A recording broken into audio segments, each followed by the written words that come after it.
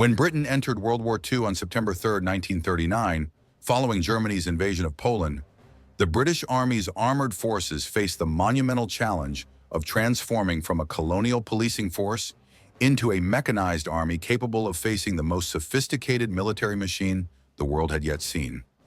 Britain's tank development had followed a unique path since the invention of the tank during World War I, with British doctrine dividing armored vehicles into distinct categories: heavily armored but slow infantry tanks designed to support foot soldiers at walking pace, faster but more lightly armored cruiser tanks intended for exploitation and pursuit, and light tanks for reconnaissance. This division of roles, while logical in theory, would prove problematic in practice as the realities of armored warfare demonstrated that versatility and balanced characteristics often mattered more than specialized optimization.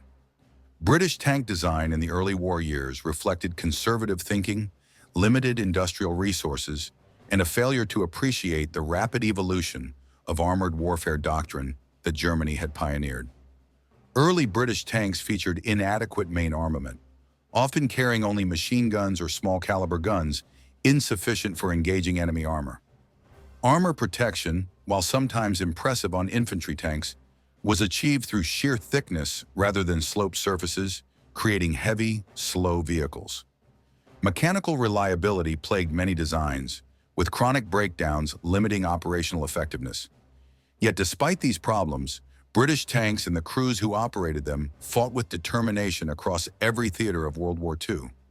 From the disasters of France in 1940 to the victories in North Africa, from the jungles of Burma to the liberation of Northwest Europe, British armor evolved through hard-won experience, learning from defeats and adapting to new challenges. By war's end, Britain had produced some excellent tank designs, though often arriving late in the conflict.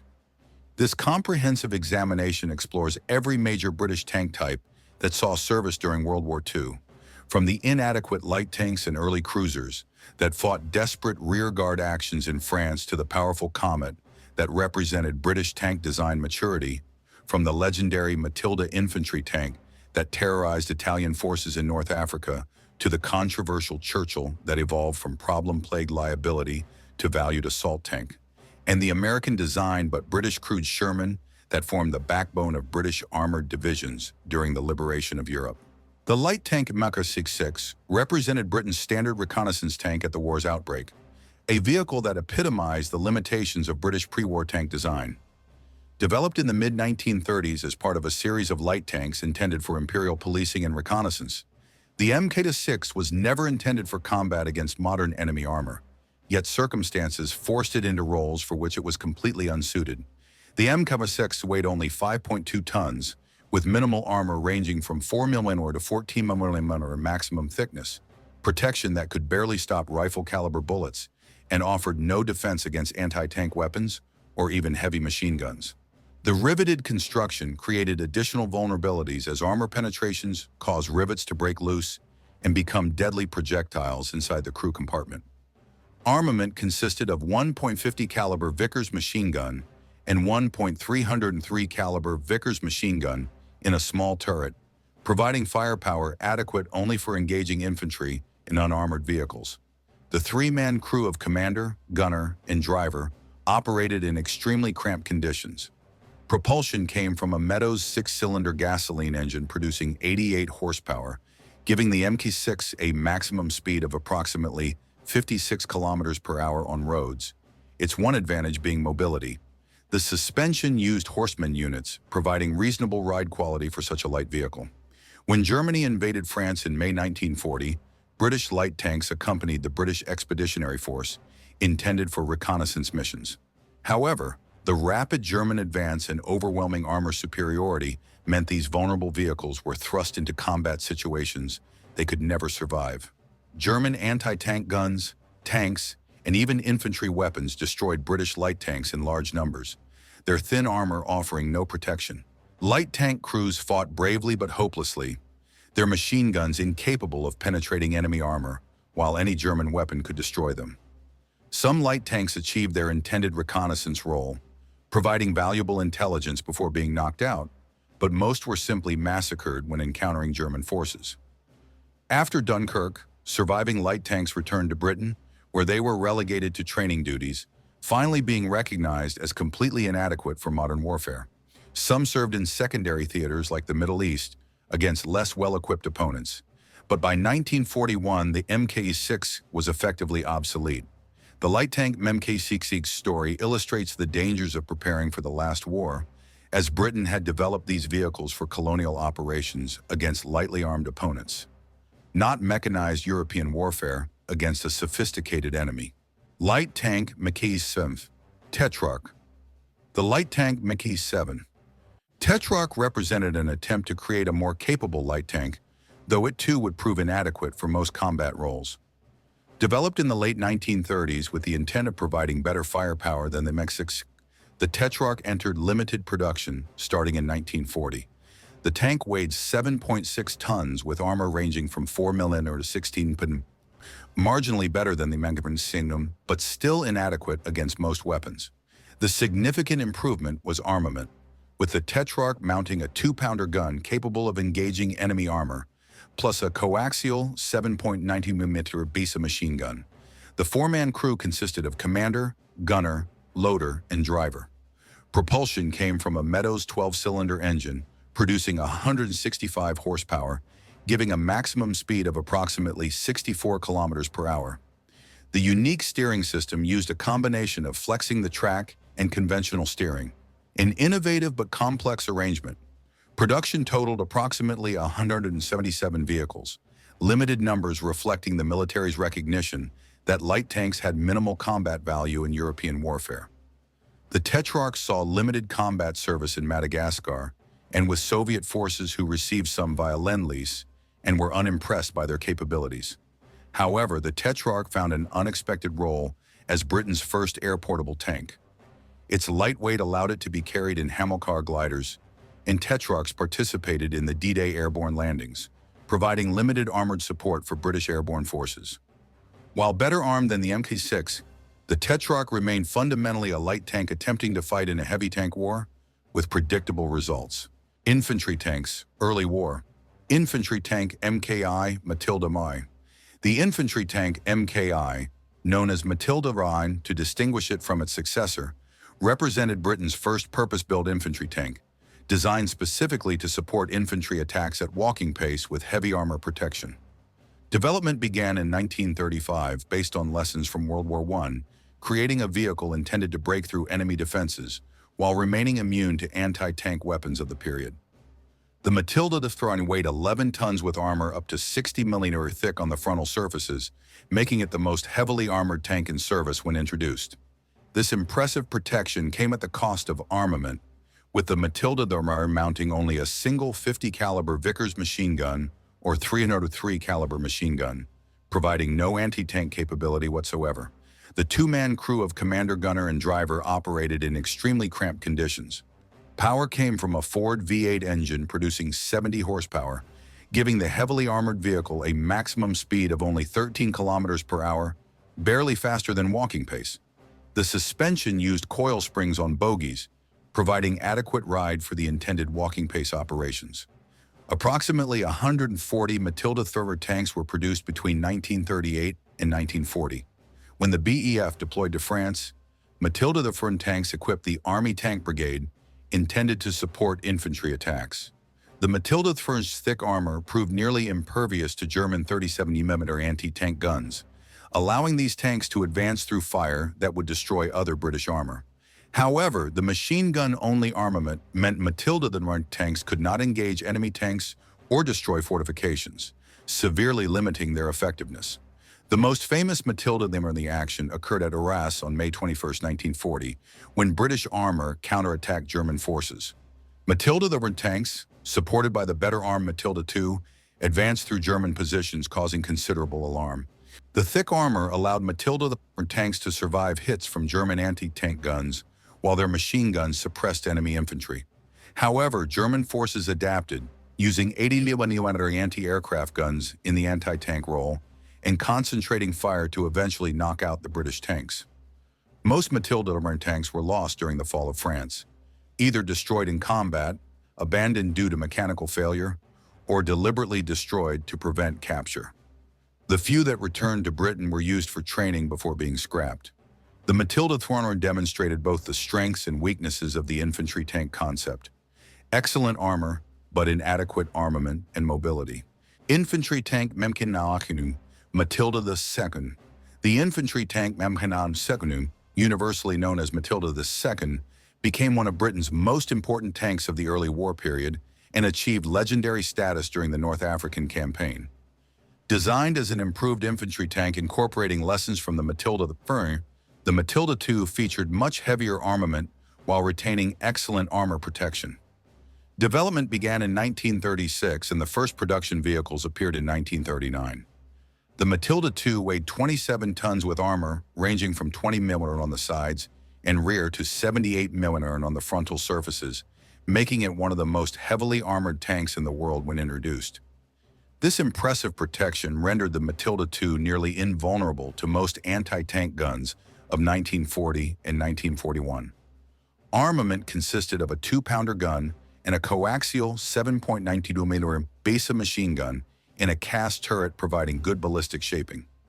The 2-pounder could penetrate approximately 40-50 mm of armor at 500 meters, adequate against most tanks of the period, though the lack of high explosive ammunition limited effectiveness against infantry and fortifications. The 4-man crew consisted of commander, gunner, loader, and driver, a proper crew arrangement allowing effective division of duties. Propulsion came from 2 AEC diesel engines, producing a combined 190 horsepower, giving the heavily armored Matilda II a maximum speed of only 24 km per hour on roads, slow even by infantry tank standards. The suspension used coil springs, providing adequate ride quality. Range was approximately 257 kilometers, limited but sufficient for intended infantry support operations. Production totaled approximately 2,987 vehicles between 1939 and 1943, making the Matilda II Britain's most produced infantry tank. The Matilda II achieved its greatest fame in North Africa, where it terrorized Italian forces during 1940 and 1941. Italian anti-tank guns could not penetrate the Matilda II's thick armor, and Italian tanks were completely outmatched. British Matilda II attacks on Italian positions became massacres, with Italian forces unable to stop the heavily armored British tanks advancing through their lines. The psychological impact was enormous, with Italian soldiers developing deep respect and fear for Matildas. However, German intervention in North Africa brought tanks and anti-tank guns that could defeat the Matilda II. The famous 80mm gun penetrated Matilda armor easily, and German long-barreled 50mm guns also proved effective. The Matilda II's slow speed made it vulnerable to being outflanked, and the 2-pounder's inadequate performance against dug-in anti-tank guns became increasingly problematic. By 1942, the Matilda II was becoming obsolete, unable to compete with newer German tanks. However, it continued serving in other theaters where its armor remained valuable. In the Pacific, Matilda II tanks fought Japanese forces in New Guinea and Borneo, where the thick armor and reliable mechanical systems proved effective against Japanese weapons. Australian forces particularly valued Matilda II's, using them extensively in Pacific operations. Matilda II chassis were also converted to various specialized roles, including flail tanks for mine clearance, CDL, Canal Defense Light, tanks for battlefield illumination, and various other experimental configurations. The Matilda II represents both the best and worst of British infantry tank doctrine: superb protection and reliability, but inadequate armament and mobility that limited its usefulness as the war progressed. Infantry tank mechanized Valentine. The infantry tank mechanized Valentine became Britain's most produced tank of World War II, with over 8,000 manufactured, though it was initially developed as a private venture rather than an official requirement. Vickers Armstrong designed the Valentine based on their earlier cruiser tanks, creating an infantry tank that sacrificed some armor for better reliability and production efficiency. The first production vehicles appeared in 1940, and the type remained in production until 1944. The Valentine weighed approximately 16 to 17 tons, depending on variant, with armor ranging from 8mm on the roof to 65mm on the frontal surfaces. While not as heavily armored as the Matilda II, The Valentine's protection was adequate against most anti-tank weapons of 1941 and 1942. Early Valentines mounted the 2-pounder gun, while later variants received the 6-pounder and finally the 75mm gun, progressively improving firepower. A coaxial machine gun supplemented the main armament. The 3-man crew in early variants consisted of commander loader, gunner, and driver, an inadequate arrangement that overworked the commander. Later variants with larger turrets allowed a 4-man crew. Various engines powered different Valentine variants, including AEC, GMC, and other diesels, producing 135 to 210 horsepower, depending on model. Maximum speed ranged from 24 to 29 kilometers per hour, similar to other infantry tanks. The suspension used Vickers slow-motion springs, providing good ride quality. The Valentine saw combat in North Africa, where it equipped British and Commonwealth armored units from 1941 onward. While better armed than early cruiser tanks, the Valentine's limited speed and initial 2-pounder armament restricted effectiveness. Upgraded variants with 6-pounder and 75mm guns improved combat capability, though by 1943 the Valentine was becoming obsolete. The Valentine's greatest contribution may have been through Lend-Lease to the Soviet Union, which received approximately 2,400 Valentine tanks and valued them for reliability and good armor protection despite limited firepower. Soviet tank crews used Valentines extensively on the Eastern Front, particularly in 1942 and 1943. The Valentine also served in Burma and other secondary theaters. The Valentine's reliable mechanical systems, ease of production, and adequate performance made it a successful design despite never being outstanding in any particular characteristic. Infantry tanks, late war, infantry tank Mk4s. Churchill. The infantry tank Mk4. Churchill had one of World War II's most remarkable careers, transforming from a problem-plagued design that nearly ended production into one of Britain's most valued and versatile tanks. Development began in 1939 as a response to the need for a heavy infantry tank, but the rush to production meant insufficient testing. Early Churchills suffered chronic mechanical problems, particularly with the engine and transmission, earning a terrible reputation. The Churchill weighed approximately 39 to 40 tons, depending on variant, with armor ranging from 16mm to 152mm on the frontal surfaces of late variants, making it one of the war's most heavily armored tanks. The armor was arranged vertically rather than sloped, reflecting British design practice, creating a tall, slab-sided appearance. Armament varied dramatically across the numerous Churchill variants, starting with the 2-pounder in early models and eventually progressing to the 75mm gun in late war variants. The Churchill Mk7, the definitive late war version, mounted a 75mm gun and featured significantly improved armor. The 5-man crew consisted of commander, gunner, loader, driver, and hull machine gunner. Power came from a Bedford twin-6 engine producing 350 horsepower, giving the heavy Churchill a maximum speed of only 25 kilometers per hour.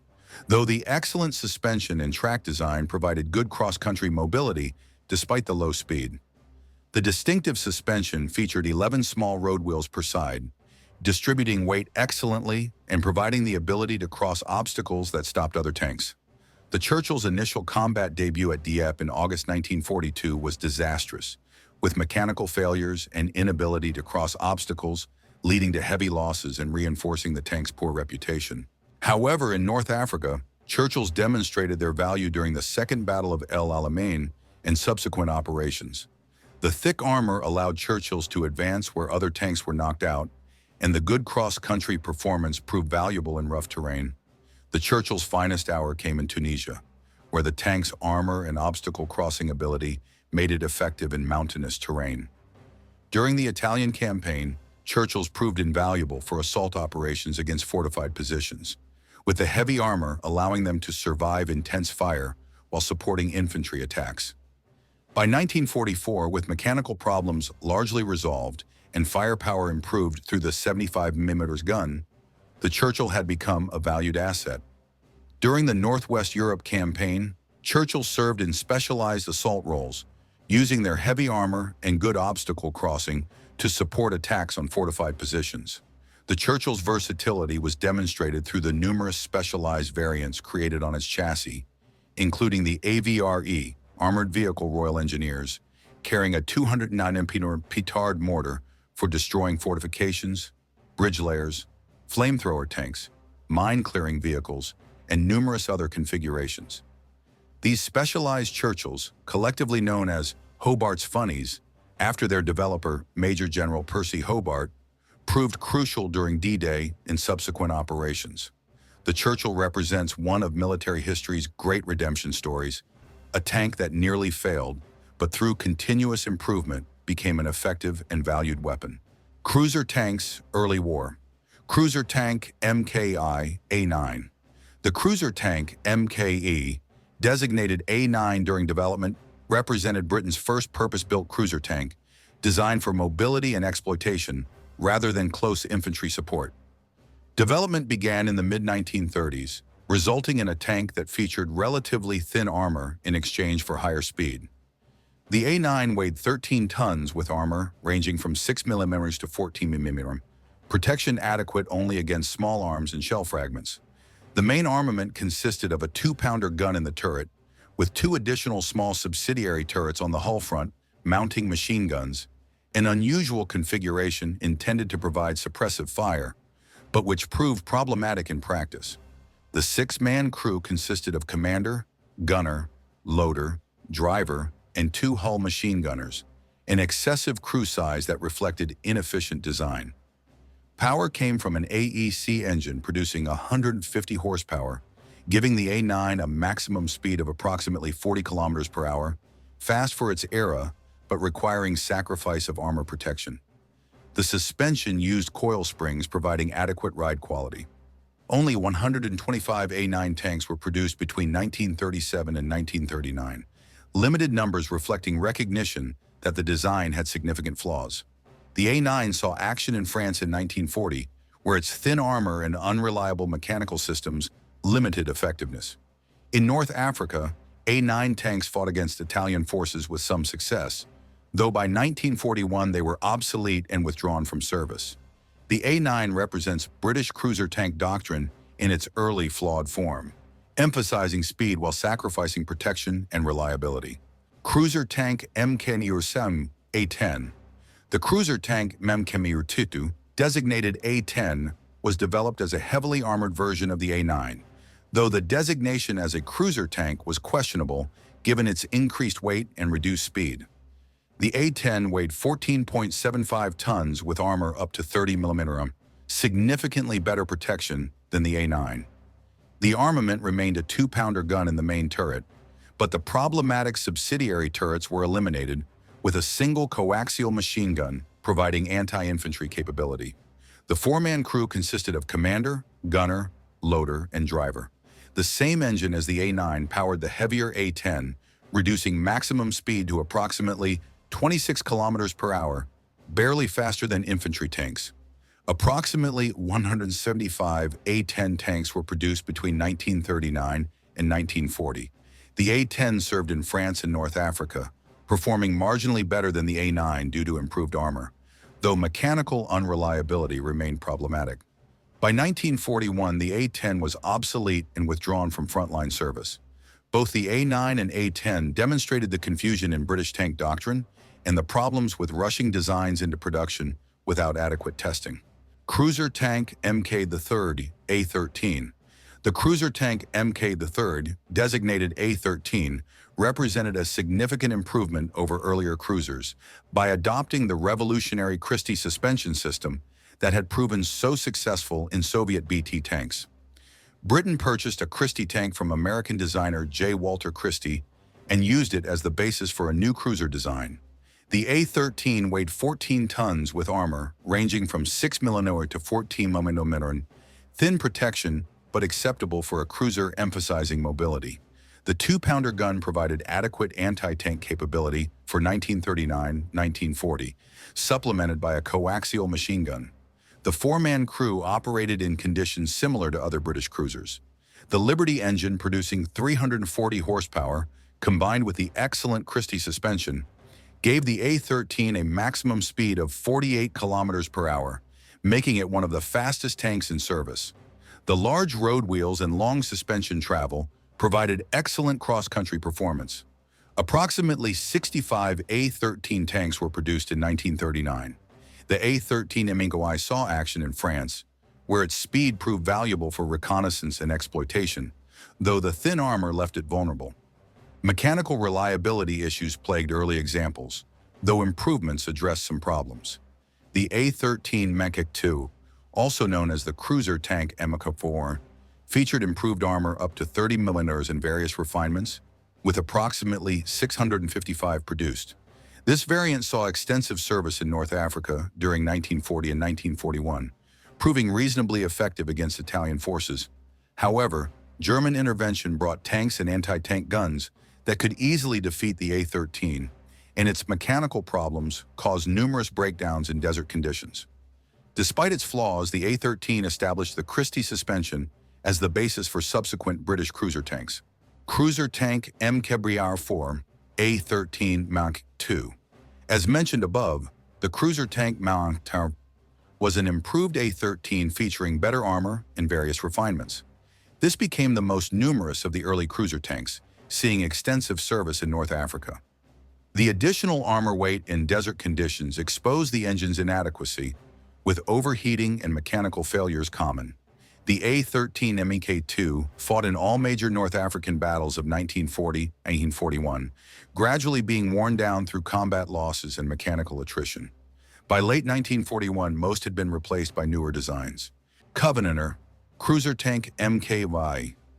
The cruiser tank MKY Covenanter represented a failed attempt to improve upon the A-13, resulting in a tank that never saw combat, despite 1,171 being produced between 1940 and 1943.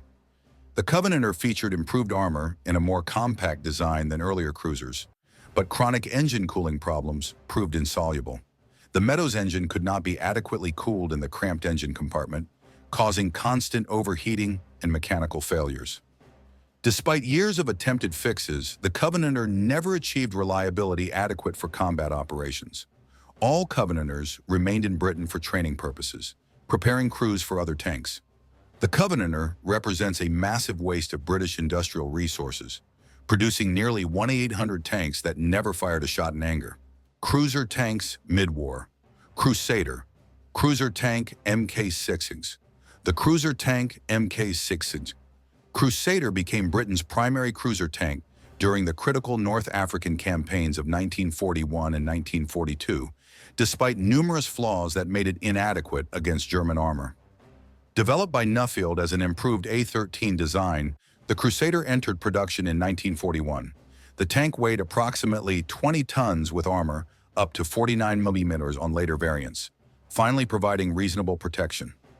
Early Crusaders mounted the 2-pounder gun, woefully inadequate by 1942, while later Crusader III variants received the 6-pounder, significantly improving anti-tank capability. A coaxial machine gun supplemented the main armament. The 4- or 5-man crew depended on variant, with early models having a hull machine gun position eliminated in later versions. The Liberty engine producing 340 horsepower gave the Crusader a maximum speed of approximately 43 km per hour, maintaining the cruiser emphasis on mobility. The Christie suspension provided good cross-country performance. Approximately 5,300 Crusaders were produced, making it Britain's most numerous cruiser tank. The Crusader equipped British armored divisions during Operation Crusader in late 1941, the battles of Gazala and Tobruk in 1942, and 1st and 2nd El Alamein. Crusader crews fought bravely, but found themselves consistently outgunned by German Panzer IIIs and IVs, whose longer-range guns could engage British cruisers before the 2-pounder could respond effectively. Mechanical reliability plagued Crusaders, with engine problems, track failures, and various other issues causing numerous breakdowns. In desert conditions, these mechanical problems multiplied, with more Crusaders lost to mechanical failure than enemy action in many operations. The arrival of the 6-pounder armed Crusader III in mid-1942 improved the situation, finally giving British cruisers a gun that could defeat German armor at reasonable ranges. However, by late 1942, American Sherman tanks were replacing Crusaders in British armored divisions, relegating the British design to secondary roles. Crusaders continued serving in various specialized roles, including anti-aircraft tanks, mounting twin or triple 20mm cannons, artillery observation vehicles, and armored recovery vehicles. The Crusader represents British cruiser tank design's persistent problems: inadequate armament, unreliable mechanics, and the inability to match German armor in combat effectiveness despite often superior numbers. Cavalier, cruiser tank mechanized 7. The cruiser tank mechanized 7 Cavalier was developed as an improved Crusader, mounting the 6-pounder gun from the outset. However, the design proved even less reliable than the Crusader, with chronic mechanical problems preventing combat service. Approximately 500 Cavaliers were produced between 1942 and 1943, but all remained in Britain for training or were converted to specialized roles. Like the Covenanter, the Cavalier represents wasted production capacity on a failed design. Centaur, cruiser tank mechanized. The cruiser tank mechanized. Centaur was developed alongside the Cavalier and Cromwell, using a Liberty engine, while Cromwell production awaited availability of the superior Meteor engine. Approximately 950 Centaurs were produced, with most serving in training roles or being converted to specialized variants. Some Centaur 4 variants mounting 95mm howitzers provided close fire support during D-Day, giving the Centaur its only combat service. Centaur chassis were also used for anti-aircraft tanks and other specialized roles. Cromwell, the cruiser tank mechanized. Cromwell finally provided Britain with a reliable, effective cruiser tank, though it arrived relatively late in the war. The Cromwell's development centered on the Rolls-Royce Meteor engine, a D-rated version of the Merlin aircraft engine producing 600 horsepower. This powerful, reliable engine transformed British cruiser tank performance. The Cromwell weighed approximately 28 tons with armor up to 76mm on frontal surfaces, providing reasonable protection. The main armament consisted of a 75mm gun, finally giving British cruisers a weapon with both anti-tank and high-explosive capability. The 75mm gun, while not as powerful as the German long 75mm, could engage most targets effectively, and the high-explosive rounds proved valuable for supporting infantry and engaging soft targets. A coaxial machine gun supplemented the main armament. The 5-man crew consisted of commander, gunner, loader, driver, and hull machine gunner. The powerful Meteor engine gave the Cromwell a maximum speed of 64 kilometers per hour, making it one of the war's fastest tanks, though speed was often governed to reduce wear on the Christie suspension. Cross-country performance was excellent, and mechanical reliability finally reached acceptable standards. Approximately 4,000 Cromwells were produced between 1943 and 1945. The Cromwell entered service in late 1943 and equipped British armored divisions during the Northwest Europe campaign. During the Battle of Normandy, Cromwells provided mobile firepower, though encounters with German Tigers and Panthers demonstrated the limits of the 75mm gun against heavy German armor. The Cromwell's speed and reliability made it effective for exploitation and pursuit operations once the Normandy breakout occurred. Cromwell crews learned to use mobility in numbers to offset German armor's qualitative superiority, flanking enemy tanks and using terrain to minimize the engagement range disadvantage. Cromwells also served in specialized roles including command tanks, observation vehicles, and armored recovery vehicles. The Cromwell Close Support variant mounted a 95mm howitzer for infantry support, providing valuable fire support capability. The Cromwell represents British tank design finally achieving reasonable balance between firepower, protection, and mobility, though it arrived years after German and Soviet designs had established similar characteristics. Cruiser tanks, late war. Challenger A-30. The A-30 Challenger was developed as a tank destroyer variant of the Cromwell, mounting the excellent 17-pounder anti-tank gun on an elongated Cromwell chassis. The 17-pounder was Britain's most powerful anti-tank gun, capable of penetrating over 140 meters of armor at 1,000 meters, finally giving British forces a weapon that could reliably defeat German heavy armor. The Challenger weighed approximately 33 tons, with the same armor as the Cromwell. The larger turret necessary to accommodate the 17-pounder and its ammunition created a tall, ungainly vehicle. The five-man crew operated the powerful gun with reasonable effectiveness. The Meteor engine provided adequate performance despite increased weight. Only approximately 200 Challengers were produced, as the design's height and other limitations made it less than ideal. Challengers entered service in late 1944 and saw combat during the final months in Northwest Europe. The 17-pounder's punch proved valuable when engaging German armor, though the Challenger's scarcity meant most tank vs. tank combat involved other British types. The Challenger's greatest legacy was proving that the 17-pounder could be mounted in a tank, paving the way for better designs. Comet A-34. The cruiser tank A-34 Comet represented the culmination of British cruiser tank development, finally achieving a balanced, effective design that could compete with the best tanks of any nation. Development began in 1943 to create a tank mounting a derivative of the 17-pounder in a lower, better-designed turret than the Challenger. The Comet weighed approximately 36 tons with armor, up to 101 mm on the frontal surfaces, providing excellent protection by British standards. The main armament was the 77mm HV gun, essentially a shortened 17-pounder recalibrated to use different ammunition, but providing similar armor penetration. This powerful gun could defeat any German armor from the front at reasonable ranges, finally giving British tanks firepower parity. The 77mm also fired effective high-explosive rounds, providing anti-infantry capability. Two machine guns, one coaxial and one in the hull, supplemented the main gun. The five-man crew consisted of commander, gunner, loader, driver, and hull machine gunner.